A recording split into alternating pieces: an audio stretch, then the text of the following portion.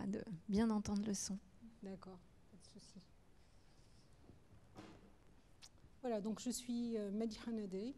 Donc je suis enseignant-chercheur à l'université Claude Bernard et je suis au laboratoire d'automatique et génie des procédés et génie pharmaceutique, donc qui se trouve sur le campus Ladois. Et donc j'ai essayé de faire une présentation un peu qui relie notre projet avec Jeanne Covry et aussi nos activités de recherche. Et donc voilà, donc j'ai choisi un sujet sur le contrôle optimal qui est basé aussi sur les données. Donc pour commencer, juste une petite introduction du laboratoire. Le LAGEP, donc laboratoire d'automatique, d'hygiène du procédé et de génie pharmaceutique. Donc c'est un laboratoire, c'est une UMR CNRS.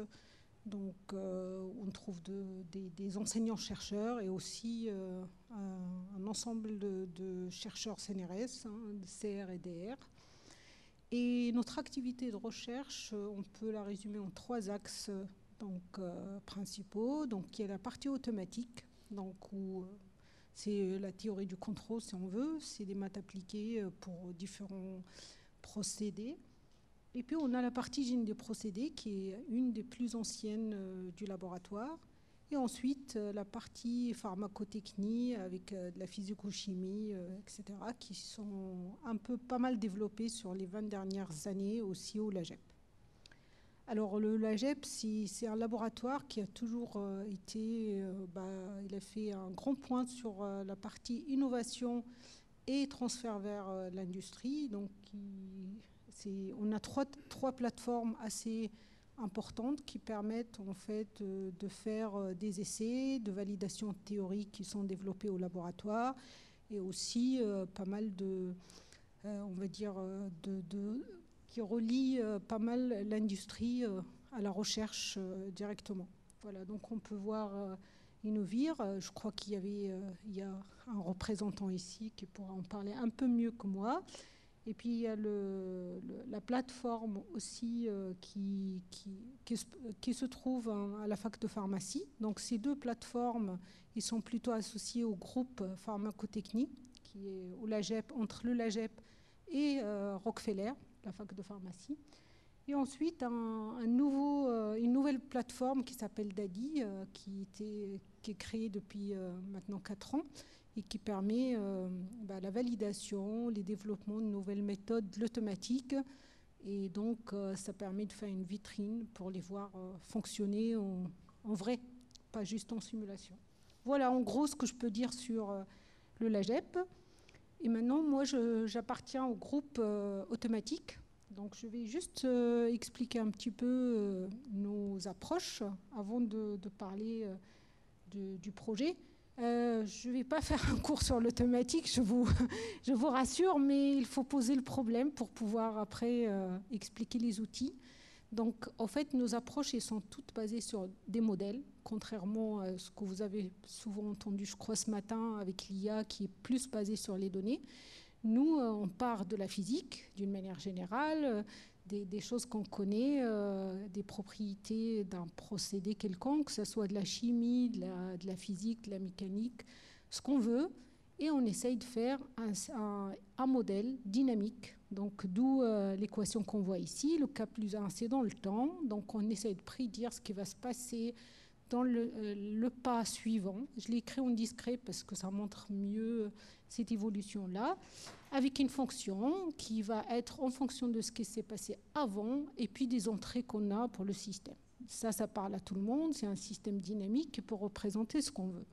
Et le Y, c'est notre sortie qu'on peut mesurer, qui est pareil, une fonction des états de notre système. Les états de notre système, c'est les variables importantes qui caractérisent un système. D'accord ? Et donc, on voit un petit W qu'on a là, c'est celui qui nous embête souvent, c'est les incertitudes, les bruits. Quand on mesure, c'est jamais parfait, et voilà. Et je peux même rajouter encore sur le F, parce que c'est un modèle, et c'est jamais aussi parfait que la réalité, ça reste un modèle. Nous, on part de là, on fait notre modèle. Alors, je vous rassure, ce n'est pas toujours nous qui le font, parce que sinon, il ne sera jamais très bon. C'est les experts qui le font, où ils nous disent comment faire, et ils nous donnent des infos, et ça permet, il faut une connaissance d'un expert qui va permettre de réaliser ce modèle-là. Et ensuite, on va se poser ces questions-là. Pas nécessairement toutes, des fois une, des fois deux, des fois ça se combine tout ensemble. Donc d'abord, on a le modèle, mais il peut avoir plein de paramètres qu'on ne connaît pas, des paramètres physiques, des cinétiques, des constantes, des choses qu'on ne connaît pas vraiment, il faut les identifier. Et ensuite, il y a, comme vous pouvez le constater, la sortie. Ce n'est qu'une fonction des variables qui nous intéressent. Donc, du coup, on ne mesure pas nécessairement toutes les variables qui nous intéressent. Donc, du coup, des fois, on en a besoin. On va passer par quelque chose qui s'appelle les observateurs ou les capteurs logiciels, on appelle ça aussi. Et après, on va analyser mathématiquement la stabilité de notre modèle avec tout ce qu'on sait de lui, avant de faire, par exemple, designer un contrôleur, suivant les objectifs qu'on veut. L'optimalité, ça reste quelque chose de relatif. Ça dépend de l'objectif qu'on pose. Voilà. Donc, ces questions-là, ils vont se poser, comme je disais, soit un, soit les deux, soit tous. Et alors, comment on aborde ça? Les poser, c'est bien. Et donc, il y a pas mal de challenges qui vont nous rencontrer. Alors, comment trouver le bon modèle? Comment choisir un bon modèle? Et quand on l'a choisi, on fait du temps réel. Quand on fait du contrôle, il faut que ça tourne. Donc, il faut qu'il y ait une complexité modérée pour qu'on puisse faire ce qu'on veut avec ce modèle-là. Et ensuite, les incertitudes, etc. Et est-ce qu'on mesure tout? Ce n'est pas le cas non plus. Même quand on peut, c'est cher, par exemple, ou ça n'existe pas, comme en bio, on n'aime pas mettre des capteurs intrusifs. Donc, du coup, il y a plein de variables qu'on ne peut pas mesurer directement. Donc, du coup, tous ces trois problématiques, ils se posent. Et on va aller chercher comment on le fait dans notre domaine à nous, propre au contrôle. On va aller réduire le modèle. On va aller simplifier, faire des hypothèses, essayer de faire ce qu'on peut avec un modèle qui est proche, mais dans certaines conditions, à notre système. D'accord ? Souvent, on va aller vers quelque chose de linéaire, alors que le premier était non linéaire, etc. Et on va étudier des cas particuliers. Donc, voilà. Alors, voilà, c'est ça, en gros, le schéma qu'on a pour un système qu'on contrôle, c'est ça. Donc, vous avez le process, qui est le système ici. Vous voulez le contrôler, donc on a une boucle fermée. On a une mesure qui est la sortie. On va aller, grâce à un modèle qu'on a fait à l'avance, on va designer notre contrôleur. Et s'il y a besoin d'un observateur, on fait la petite boucle qui va faire l'estimation. Et voilà, on a ce qu'il faut.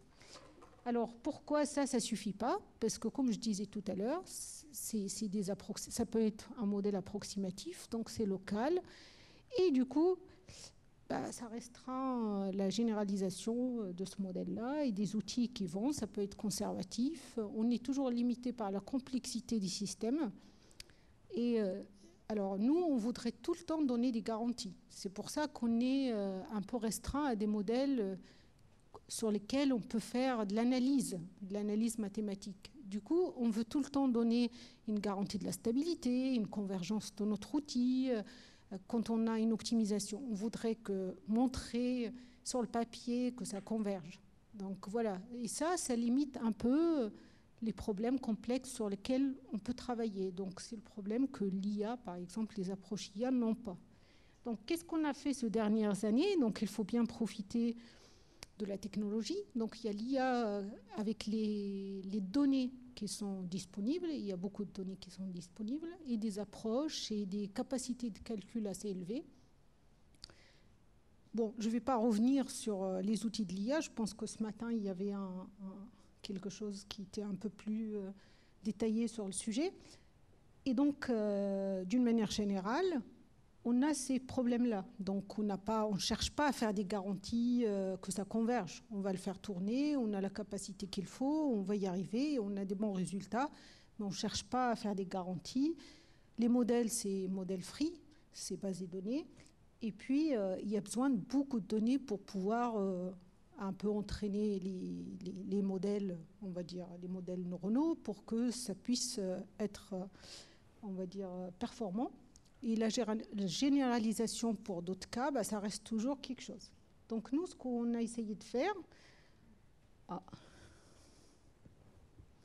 on a essayé de faire quelque chose d'hybride. Depuis 4 ans, on travaille, on a plusieurs projets sur lesquels on essaye de combiner nos méthodes un peu basées sur les mathématiques avec les méthodes de l'IA, et puis essayer de sortir des approches nouvelles qui nous permettent un peu de profiter de ces nouvelles approches. Donc le schéma, il devient un peu plus complexe, il a l'air un peu plus complexe, mais pas vraiment.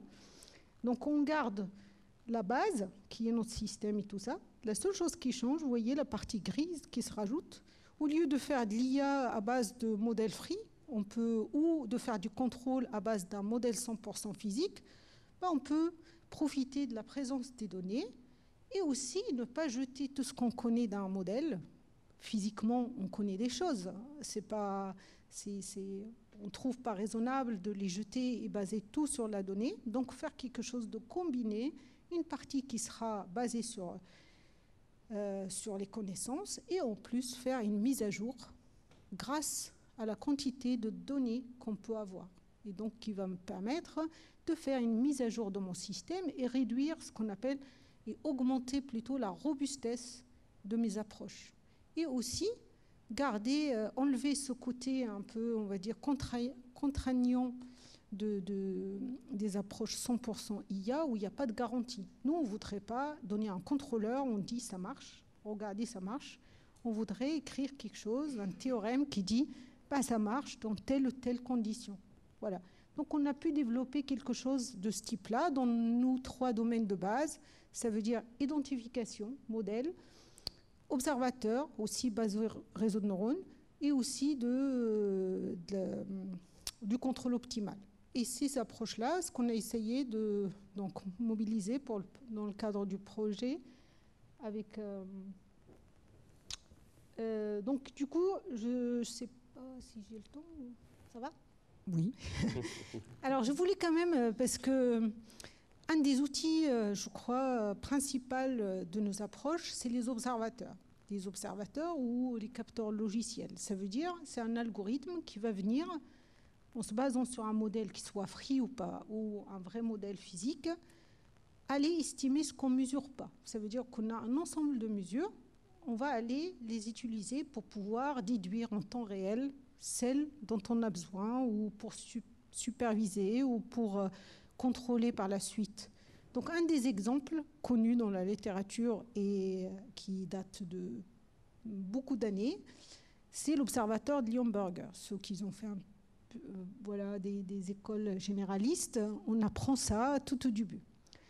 Donc cet observateur-là, il est basé sur le modèle. Il est fait pour les systèmes linéaires. Ça veut dire que c'est l'observateur le plus facile et le plus simple qu'on peut faire, puisqu'il se fait sur un système linéaire. Sauf que, malheureusement, la plupart des systèmes ne sont pas linéaires. Donc on ne peut pas le faire, ça se complexe. Donc ce qu'on fait, c'est qu'on va prendre dans notre système qui est non linéaire, on fait un petit peu de maths, on va le projeter dans un autre plan pour avoir quelque chose de linéaire.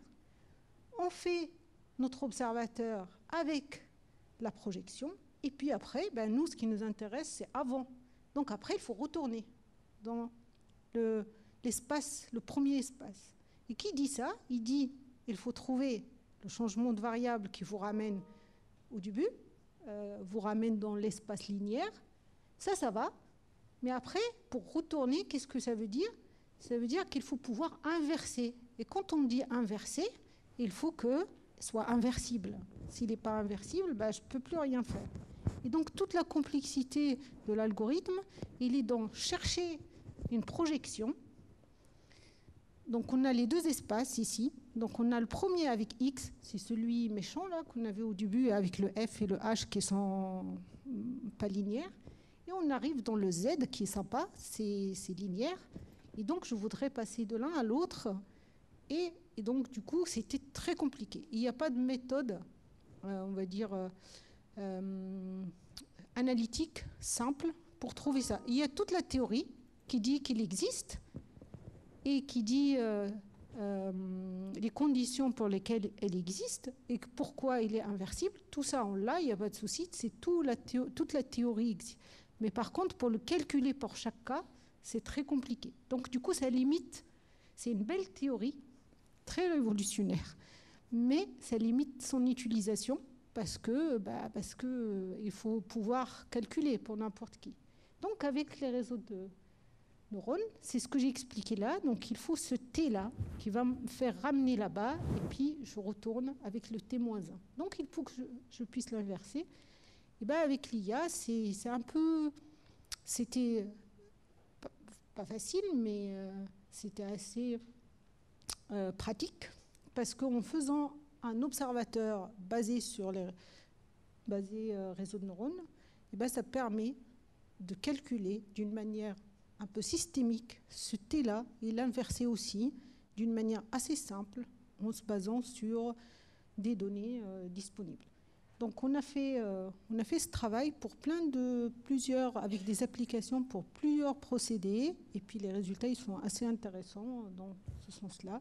Donc du coup, cet observateur-là, il peut être appliqué pour estimer des états, pour aussi identifier des paramètres ou tout simplement pour prédire une sortie pour l'avenir. J'ai une mesure maintenant et je voudrais, sur une plage de T pour le futur, essayer de prédire qu'est-ce qui peut se passer dans un certain T qui est aussi donné. On ne peut pas aller plus loin, ça dépend de la dynamique de notre système et vous avez les conditions. Voilà. Je parlerai après du reinforcement learning dans le cadre du projet. On a fait exactement la même approche avec le reinforcement learning qui est plutôt une approche de l'IA qui est basée sur les data et qui permet, c'est la notion de reward avec l'environnement. Donc on donne une policy et puis suivant le reward qu'on a récupéré de l'environnement, on va dire j'avais bon, j'avais faux. Donc c'est basé comme ça. Et donc c'est modèle free d'une manière générale. Donc nous, ce qu'on a essayé de faire, on a essayé juste de combiner. On a dit ok, ça c'est bien, mais quand on travaille en bio, on travaille en chimie, souvent on travaille autour d'un point de fonctionnement. Il y a un point qu'on voudrait atteindre et on le connaît. Donc autour de ce point-là, mon système, il peut se comporter comme quelque chose de linéaire. Et du coup, je peux faire toute une approche basée sur des calculs analytiques qui permettent de dire, à ce point-là, je garantis des choses. Loin de ce point-là, je ne garantis pas grand-chose en contrôle, mais quand je suis à côté, je peux garantir des choses que l'URL propre tout seul, il ne peut pas faire, parce que c'est de l'optimisation avec des méthodes sur des critères non convexes, et le résultat, oui, je peux y être, mais aussi il y a le risque de ne pas y être. Donc du coup, on a dit, ok, on peut faire la même approche en disant, quand je suis à côté de là où je voudrais être, on utilise le contrôle, la théorie du contrôle. Dès que je m'éloigne et que le contrôle n'est plus quelque chose de facile à mettre en place, j'utilise l'URL. Et voilà, et ça a été appliqué sur plusieurs process et ça fonctionne assez bien. Et là, j'arrive au projet qu'on a fait en collaboration avec John Covery et puis Pulsalis, donc qui porte sur donc la mise en place d'un simulateur ou un digital twin avec une approche de commande optimale, un peu modulaire, on va dire. Donc du coup, on a proposé une structure de ce type-là. Vous avez le process, vous avez le contrôleur, un observateur, donc c'est le capteur logiciel dont j'ai parlé avant. Et on a, ce qui est nouveau, on a un algorithme d'identification qui va venir mettre à jour le modèle. Parce que ce qu'on souhaite, et dans ce projet, ce qu'on souhaitait avoir, c'est quelque chose qui sera adapté si on change par exemple de cellule, si on change de milieu, si on change d'objectif. Donc il faut que ça soit facilement adapté, on va dire un système adaptatif qui va permettre en fait d'intégrer des modifications. Donc on a les briques et ces briques-là, elles peuvent être mises à jour d'une manière assez simple pour ne pas tout remettre la stratégie globale. On ne remet pas le tout en cause, d'accord ? Donc l'objectif final, c'était ça. Il faut que tous ces briques soient intégrés dans une plateforme globale où ils peuvent être modifiés par des nouvelles datas qui arrivent. Alors juste vite fait sur chaque module. Donc ça c'est la partie identification. Donc vous avez le modèle qu'on pose au début. Nous on a posé une partie qui est basée sur la cinétique, ce qui est normal. On a des cellules, donc il y a certaines choses qui sont assez connues dans la littérature depuis bien longtemps. Donc un système dynamique basé beaucoup sur la connaissance, avec des parties qui sont tous les paramètres autour qui peuvent changer si la cellule change. On n'a pas la même cinétique suivant la cellule sur laquelle on travaille, si on a des levures ou des cellules animales ou des... Je ne suis pas experte de la partie biologie, donc je me donne la possibilité qu'il y ait des changements dans les cinétiques, dans les variables dont on a besoin, qui sont là. Donc on identifie le modèle. Et ensuite, suivant les datas, donc c'est basé sur les datas, tout simplement, c'est la même approche que tout le monde. On se pose un critère, on a un modèle, on a des datas qui arrivent, on essaye de faire une optimisation. En l'occurrence, ici, il prend en compte les problèmes non convexes, donc c'est des algorithmes génétiques d'une manière générale, donc qui vont nous permettre d'identifier les paramètres en ligne et mettre à jour donc notre modèle si des choses ont changé. Voilà, quand on fait ça, souvent on le fait sur nos simulateurs. D'accord ? On va aller tester déjà en simulation toute la robustesse de notre modèle, les paramètres qui doivent bouger, les sensibilités de notre sortie aux paramètres, etc. Il y a toute une étude d'identifiabilité, des choses théoriques qui permettent de voir est-ce que le modèle est bien posé. Donc c'est ce qu'on fait là par la deuxième partie. Et ensuite, on va aller récolter des vraies datas pour aller voir combien on se rapproche de la réalité. Et regarder c'est quoi les robustesses qu'on a sur ce qu'on a identifié. Est-ce qu'on est très loin? Est-ce qu'il y a des paramètres qui... Parce que souvent, on parle de paramètres et on les met constants. Par exemple, on dit ça, c'est un paramètre, je ne sais pas, c'est l'échange thermique avec... j'ai pris un exemple au hasard. Mais des fois, ça change. Ces paramètres-là, ils sont variables dans le temps. Donc, du coup, on peut les estimer en ligne parce qu'ils sont amenés à bouger, peut-être. Voilà, des choses comme ça. C'est une étude qui se fait avant. Et après, on a... donc, on va aller valider tout ça expérimentalement sur un cas d'étude, hein, pas très compliqué, il ne faut pas oublier. On est un laboratoire de recherche, donc...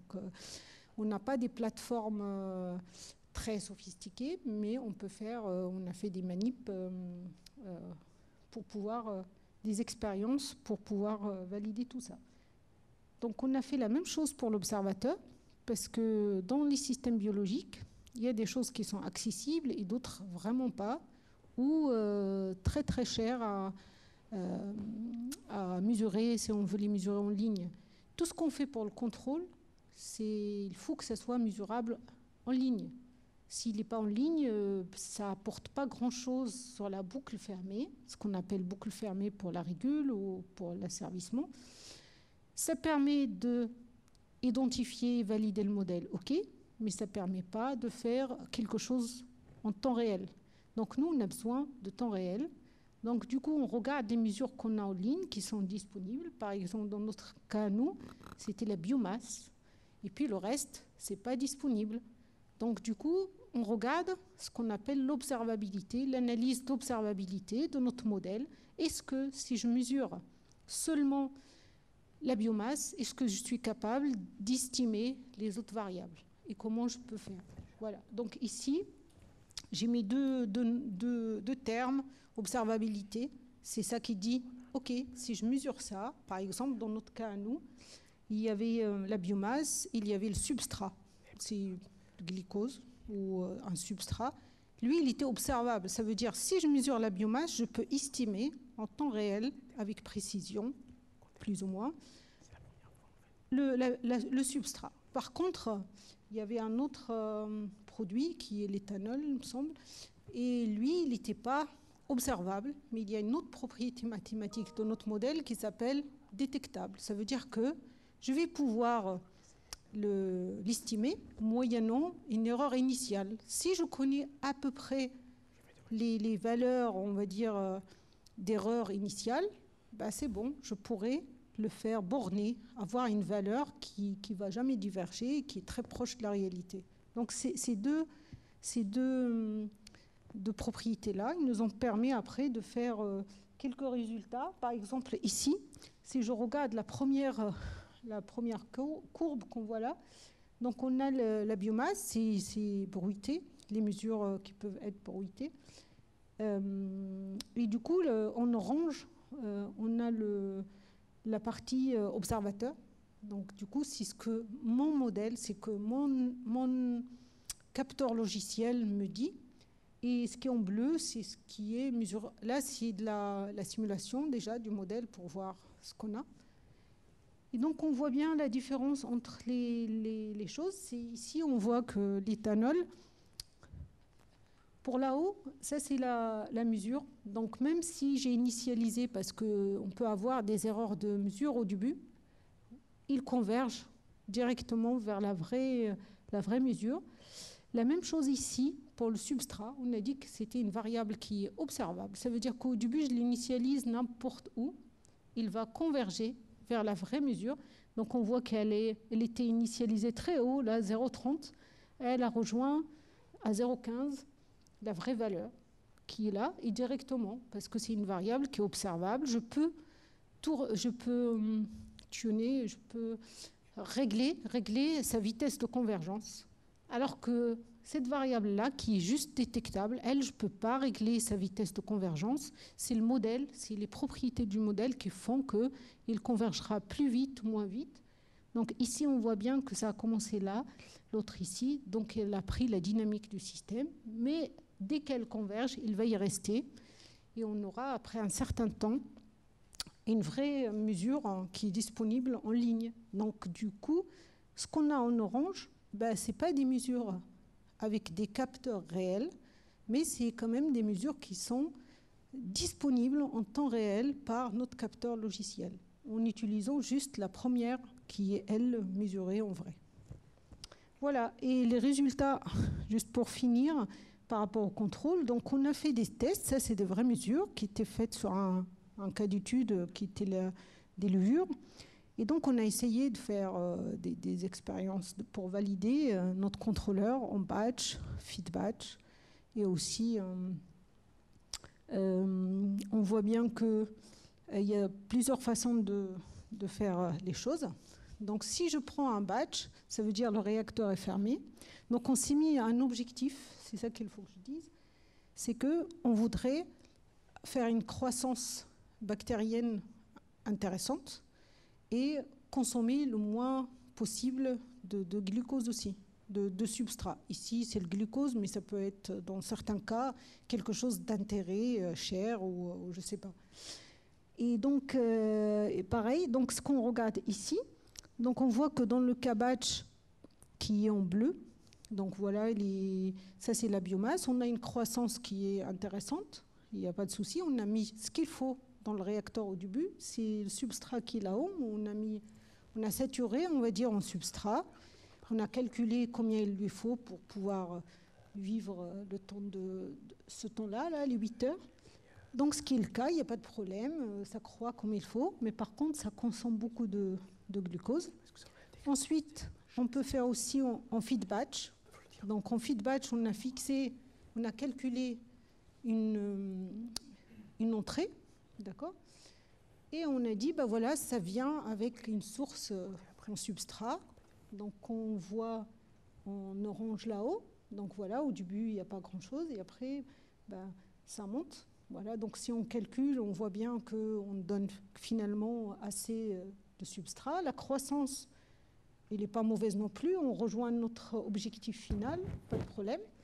Par contre, si on fait une prédiction en utilisant un contrôle optimal, ça donne ce qu'on voit en vert.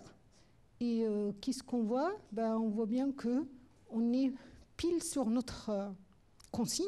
On voudrait que le glucose soit la courbe qu'on voit là-haut. Et c'est exactement à peu près, on la suit tout le long. Donc on optimise la quantité de substrat qu'on a mis dans le milieu, sans vraiment toucher à la croissance, parce que la croissance bactérienne, elle est plutôt bonne le long pour les 8 heures, et l'objectif final est atteint. Voilà, c'est un des objectifs qu'on peut se donner pour le contrôleur. Et comme vous avez vu dans les briques, tout au début du système, il y a la partie où on pose notre loss, notre critère, et là où il y a l'objectif. Donc si l'objectif c'est autre, par exemple, je ne sais pas, faire du temps minimal ou de faire une autre façon pour une autre cellule et là d'autres conditions optimales, ça sera le cas. Voilà. Merci à vous. Si vous avez des questions. Merci.